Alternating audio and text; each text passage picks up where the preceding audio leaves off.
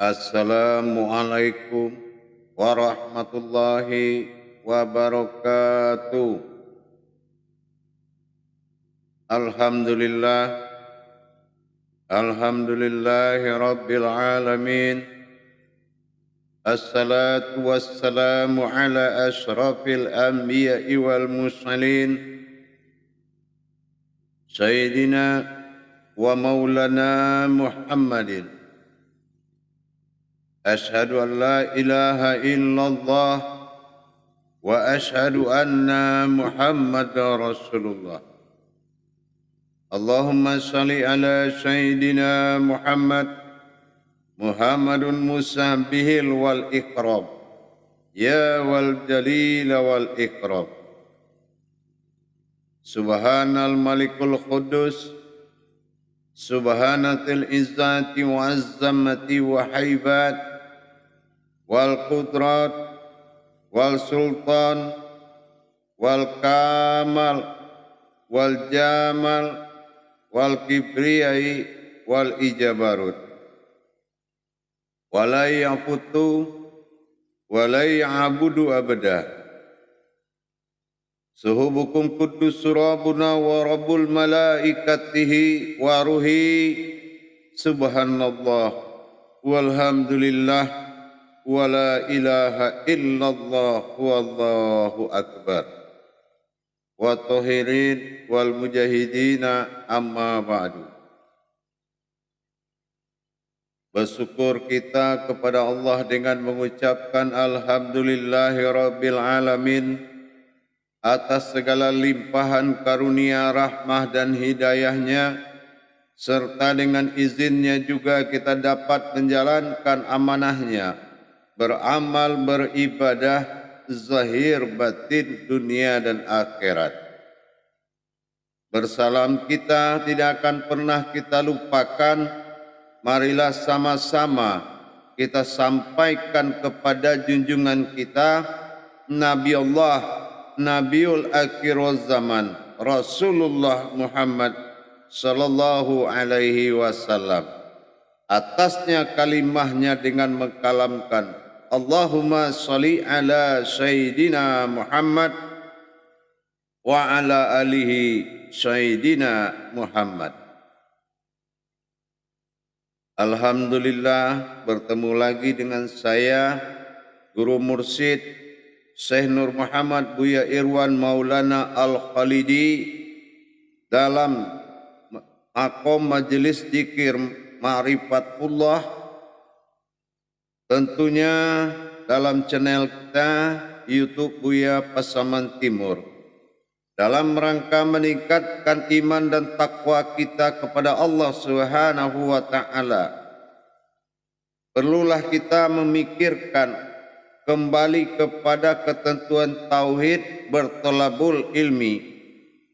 Insya Allah, mudah-mudahan dalam waktu dan kesempatan yang kita muliakan ini, saya akan berbagi pengetahuan tentang sebuah kerahasiaan dalam makom solat, yaitu tingkat diri sir, yaitu tingkat kodrat batin, kodrat rahasia yang bertajalli di dalam solat. Wawasan ini perlu sekali kita sampaikan. Kenapa? Kalau dalam pandangan ini, dalam penyaksian dalam kodrat solat, kita tidak memiliki keputusan dari kodrat yang kita saksikan, maka ini dinamakan hakikatnya belum berdiri. Apa makom yang akan kita berbagi wawasan ini? Ialah tentang makom tiga kodrat daripada tajalliullah di dalam diri, yaitu dalam kodrat diri batin bernama diri sir bernama diri batin bernama dan diri zat bernama Inilah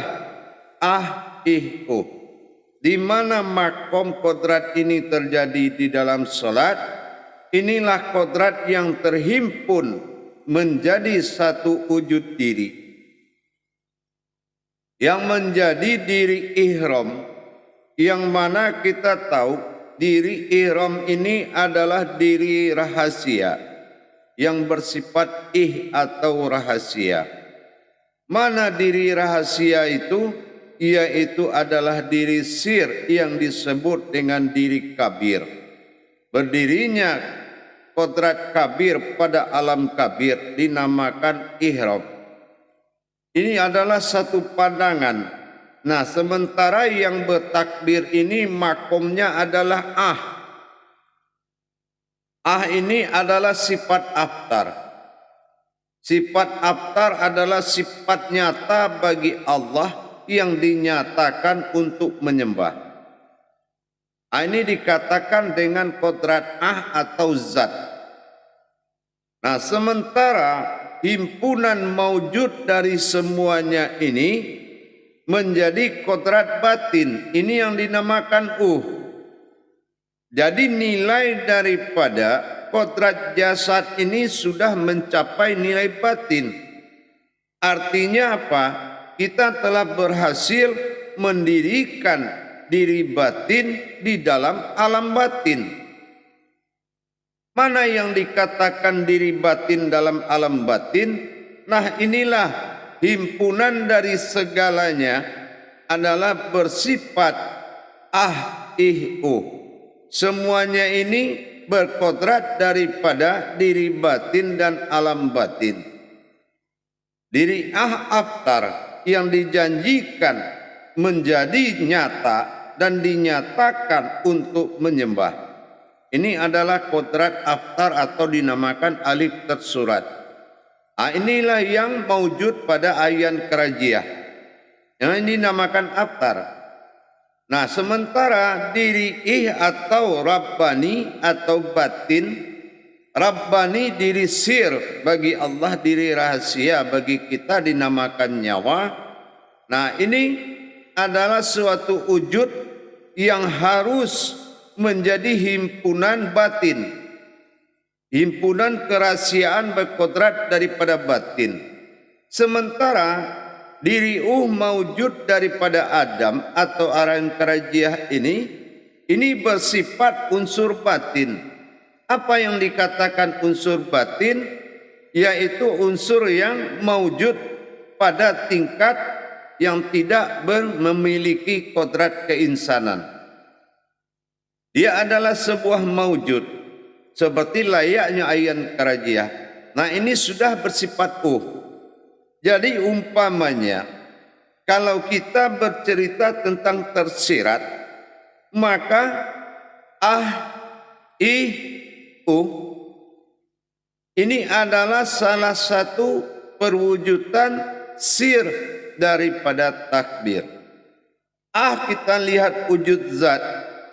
Dia naik, rahasia diri rahasia, atau dikatakan ayan sawita, adalah bertajalilah batin Allah meliputi sekalian alam. Nah, ini kodrat daripada tingkat sirnya. Hadirin dan jamaah, pernah kita mendapatkan suatu pertanyaan. Apa inti dari kodrat-kodrat penyembahan? Itu adalah sesuai yang dituntut oleh syahadat.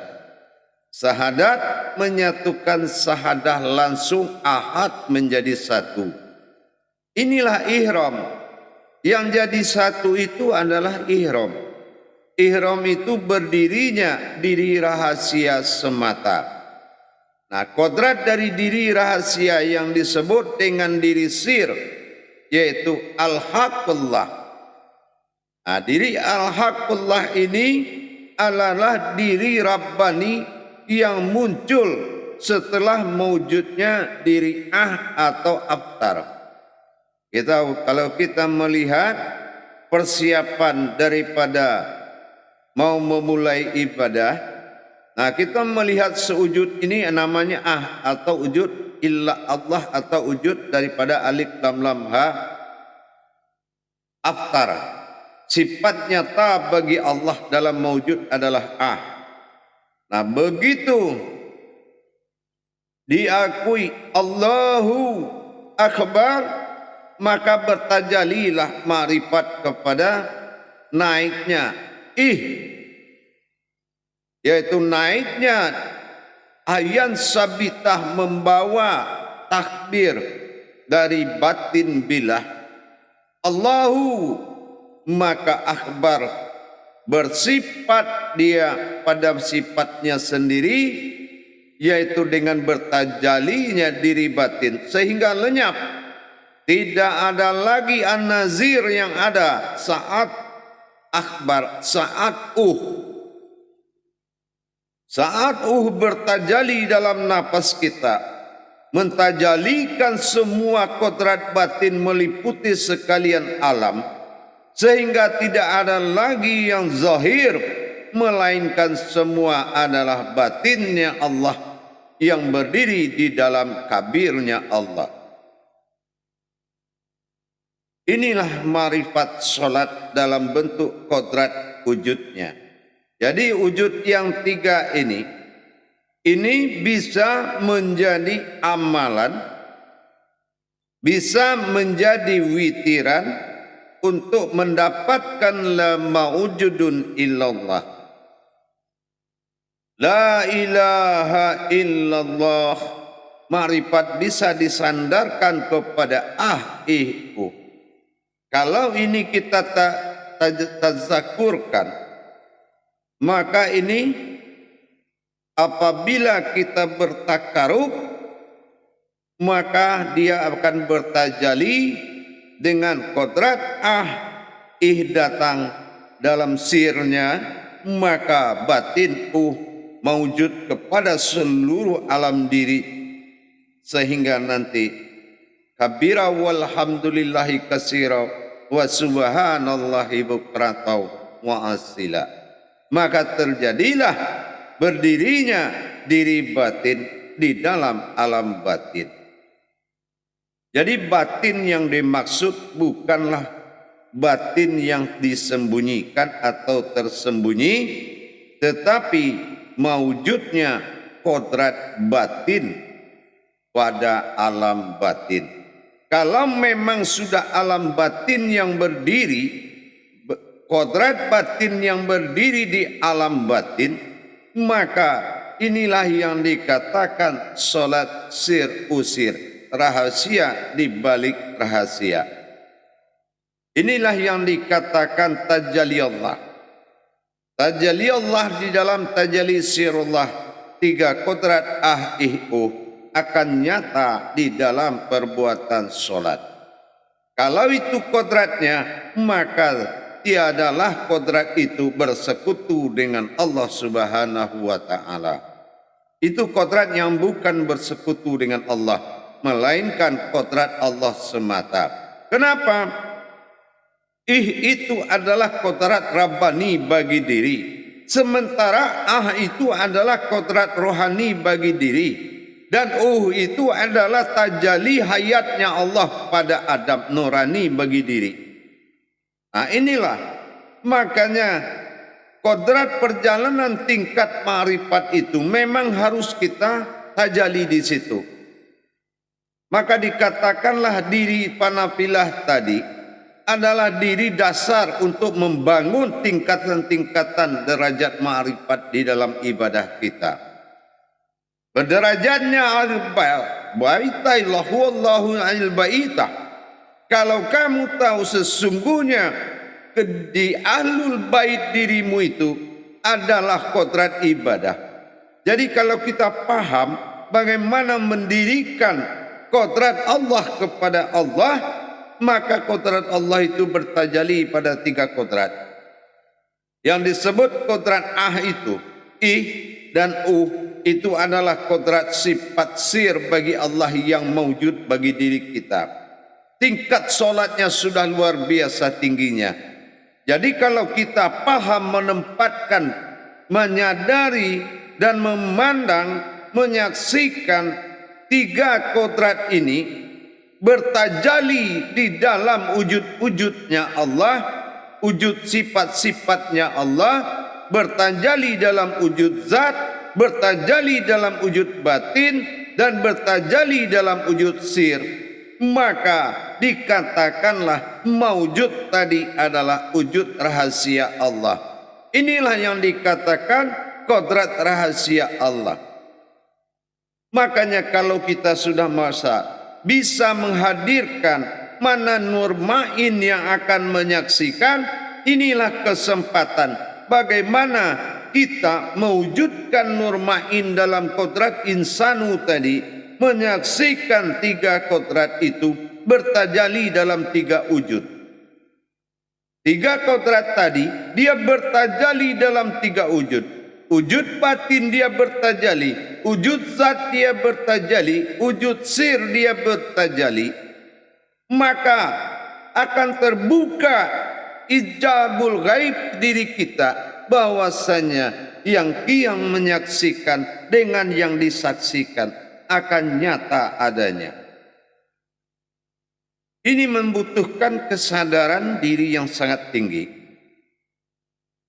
membutuhkan kuatun insaniyah, benar-benar kekuatan sebuah insan yang harus bisa menegakkan pemahaman ke tingkat kerahasiaan Allah di dalam solat.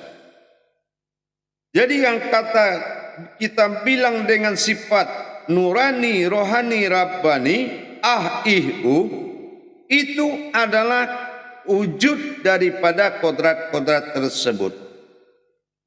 Bagaimana potensi dari diri panafilah tadi, kalau tidak ada nilai pandangan kodrat sir yang bergerak di dalam tiga kodrat tadi, maka kesadaran dan derajat ibadah kita belum dikatakan dimuliakan.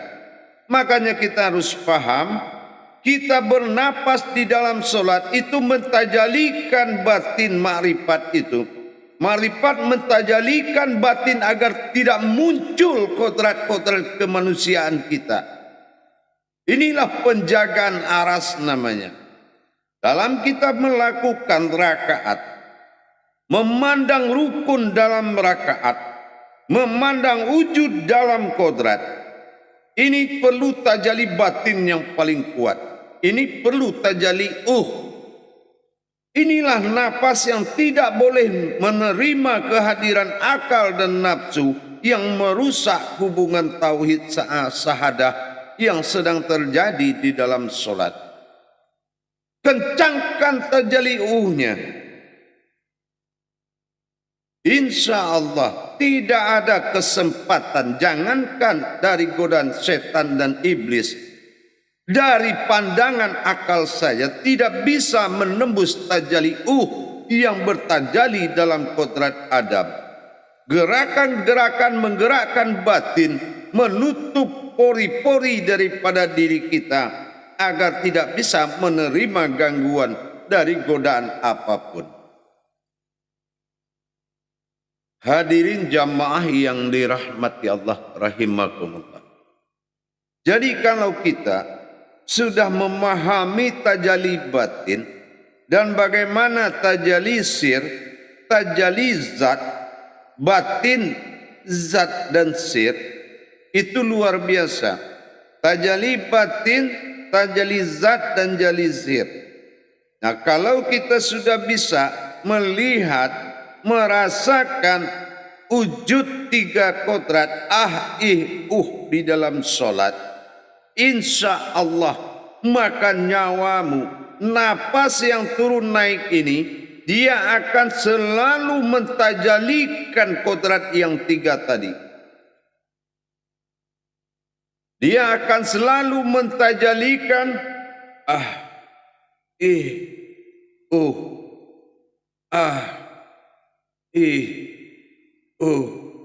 Dia akan selalu mengisi ma'rifat, mengantarkan dan menjaganya, sehingga kita terbawa ke dalam lahutnya Allah Subhanahu wa ta'ala.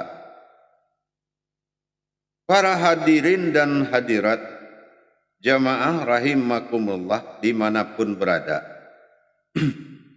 Insya Allah, kalau kita pelan-pelan meningkatkan kualitas ibadah kita, meningkatkan marwah ibadah kita, sehingga yang awalnya kita menyadari tidak tahu jadi tahu, setelah tahu kita memarifatkan dan mengenal, setelah mengenal kita memperjalankan, setelah kita memperjalankan kita harus tenggelam dalam perjalanan itu agar terhindar dari gangguan, kerusakan atau kejahatan akal dan nafsu kita. Kenapa? Kalau memang semuanya sudah masuk ke alam pensaksian, yang pantas disaksikan oleh Nur Ma'in itu adalah tajalli daripada wujud-wujud yang ada di dalam kodrat. Wujud yang ada di dalam kodrat adalah wujud ih, hu, Allah, yang wajib disaksikan oleh mata Nur Ma'in atau dikatakan dengan wujud daripada salbiyah tadi. Bagaimana sulbi itu menyaksikan semuanya? Wujud Nur Ma'in masuk ke dalam insanu, dalam kodratnya sifat Allah. Insya Allah, kalau kita sudah memiliki kekuatan pandangan untuk menuju kodrat yang batin, kodrat yang zat, dan kodrat yang sir, kalau nur tidak perlu dikaji. Kenapa? Karena dia sudah wujud. Karena dia adalah hayatullah. Dia maujud. Nur itu maujudnya Allah. Tapi batin zat dan sirnya Allah. Nah, ini yang harus menjadi pegangan diri. Al-haqqullah, al-sifatullah, al-izzatullah. Hadirin jamaah kaum muslimin dan muslimat rahimakumullah. Marifat solat ini hanya bisa dicapai bagi orang-orang yang ingin mencintai Allah, yang ingin bertemu dengan Allah. Tingkat pemahaman ketuhanan memang harus tinggi. Hati memang membutuhkan Tuhan. Hati memang butuh Allah.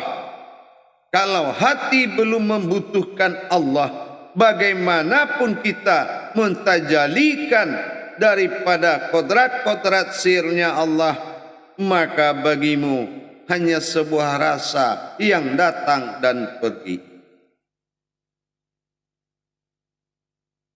Hadirin jamaah yang dirahmati Allah rahimakumullah.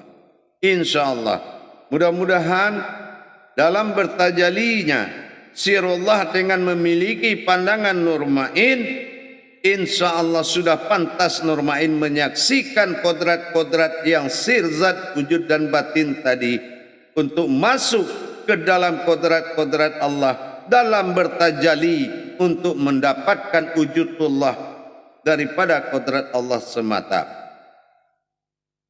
Kodrat Allah menuju kepada wujudnya Allah dalam sifat aftar kepada jalan ba'dalnya, tentunya dengan tingkatan-tingkatan pemahaman, dengan tingkatan kodrat-kodrat yang bertajali dalam solat. Tidak cukup hanya dengan mengetahui dan paham, tapi harus ditingkatkan pemahaman melalui pentadaburan daripada kajian tersebut. Kalau kemarin kita sudah tahu kodrat-kodratnya, bersifat-sifatnya Allah dalam kodratnya sendiri, tetapi telah maujud dia berupa diri, dan maujud sudah ada ayan kerajia sabitah dan menuju batin bilah, Rabbani dari pegangan batin diri. Tapi di saat ini kita sudah meningkatkan pemahaman kepada tajalli daripada tiga kodrat tersebut. Wujud aftar yang berdiri yang akan menyembah. Adalah tajalli sirullah yang hadir untuk disembah. Nah, sementara adalah tajalli batin yang merubah kodrat. Kalau kodrat ini sudah dirubah tajalli batin oleh kodrat maka dinamakanlah diri batin atau diri rahasia yang berdiri dalam alam batin. Inilah kemustajaban dan ketinggian derajat ibadah kalau kita kaji lebih dalam lagi. Kenapa? Makna solat sesuai dengan kedudukan pengetahuanmu sendiri. Sesuai apa Allah katakan. Aku di dalam prasangka umatku. Kalau prasangka kita rendah, maka ketuhanan dan derajat diri kita akan rendah. Tapi kalau pemahaman derajat kita tinggi, pengetahuan kita tinggi, maka derajat ibadah kita juga tinggi. Insya Allah, mudah-mudahan sudah bisa kita meningkatkan pelajaran sedikit demi tercapainya mukasyafah kepada Allah. Bagaimanapun hanya kodratnya yang mampu menghadapinya. Tidak ada amalan apapun yang mampu mempertemukan sesuatu dengan Allah dengan sifat qiyammuhu binafsihinya kecuali dari kodratnya sendiri yang telah dijanjikan. Insya Allah para hadirin hadirat rahimakumullah, para jemaah yang dirahmati Allah. Mudah-mudahan bisa dipahami pelan-pelan. Agar apa? Agar tercapai tujuan dan hakikat ibadah yang sebenarnya. Insya Allah di lain waktu kita akan tingkatkan kembali dalam kesadaran yang sangat tinggi. Insya Allah kalau kesadaran yang mencapai, tidak ada kesulitan oleh kesadaran. Tidak ada kesulitan dari kesadaran. Asal kamu membuka diri. Insya Allah. Jangan mempersulit diri. Taat, sami'na wa ta'na. Baik para hadirin, para jemaah, para kaum muslimin dan muslimat rahimakumullah. Insya Allah mudah-mudahan bermanfaat bagi kita semua. Mudah-mudahan Allah ijabah ibadah kita. Mudah-mudahan Allah berkahi semuanya. Akhirul kalam wa billahi taufiq wal hidayah. Wassalamualaikum warahmatullahi wabarakatuh.